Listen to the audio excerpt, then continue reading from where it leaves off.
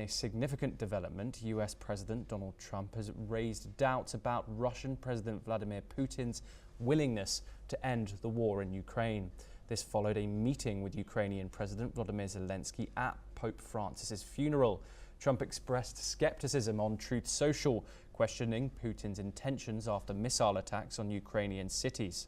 Trump has raised concerns over Russia's missile strikes on civilian areas, suggesting secondary sanctions may be necessary if Russia continues its attacks, adding pressure for a peace resolution. Meanwhile, Zelensky called his talks with Trump productive, discussing a ceasefire and a lasting peace.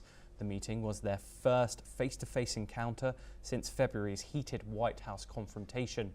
While in Rome, Zelensky met EU Commission President Ursula von der Leyen, where she assured Ukraine of continued EU support, saying that they can count on assistance in negotiations from the European Union.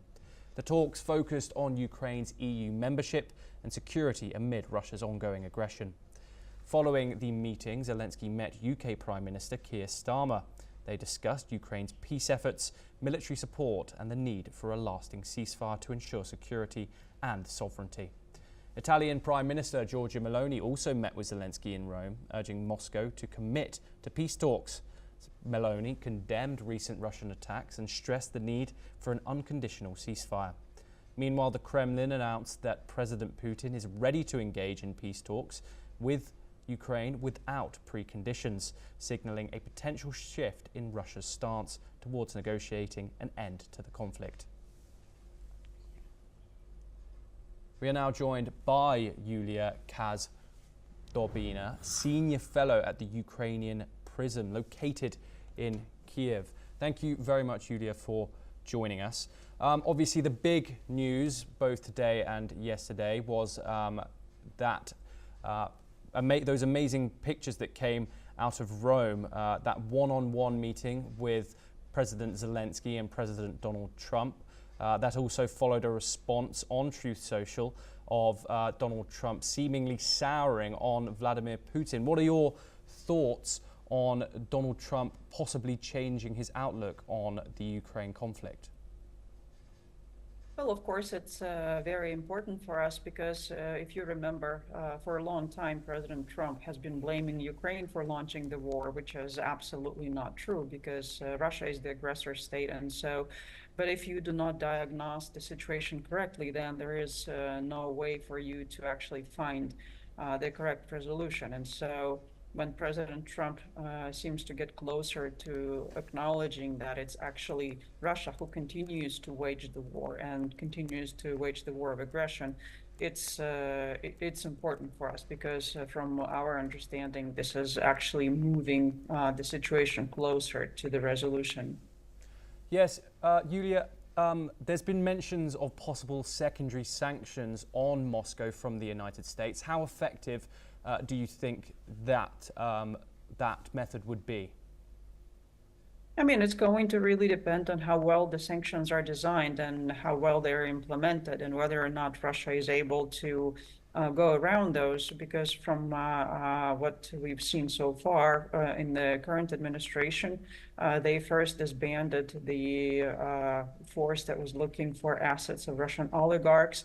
And they also made some other decisions that would actually, and they expressed their readiness to lift some sanctions from Russia. So this is moving, at least in Ukraine's opinion, that statement is a movement in the right direction. But whether or not the U.S. will do it, we will see it. And it's going to depend, as I said, on how they implement it and how efficient and how well they design those sanctions.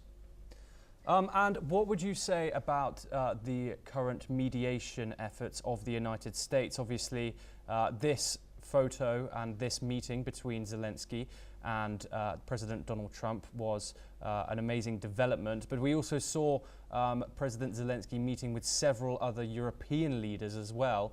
What are your thoughts on the current efforts of Europe in this conflict?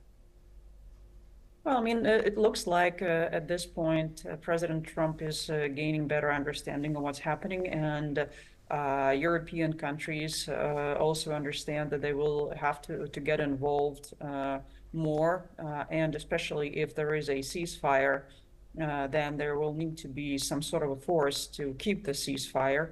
And actually, we have seen some media reports that although the US publicly says that it's not going to take part in this peacekeeping or peace enforcement rather mission, it's willing to actually, there were some reports that privately they said that they would be willing to do it.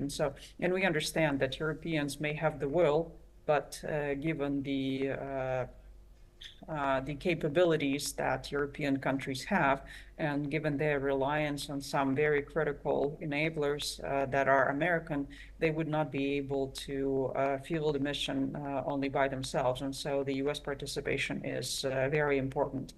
And so it looks like some sort of a consensus is emerging, that at least for the peace process to move forward, there has to be a ceasefire first, and Russia has to demonstrate its willingness and commitment to peace by first stopping attacks on Ukrainian cities. And then we can move forward with A, the force, and B, the final settlement.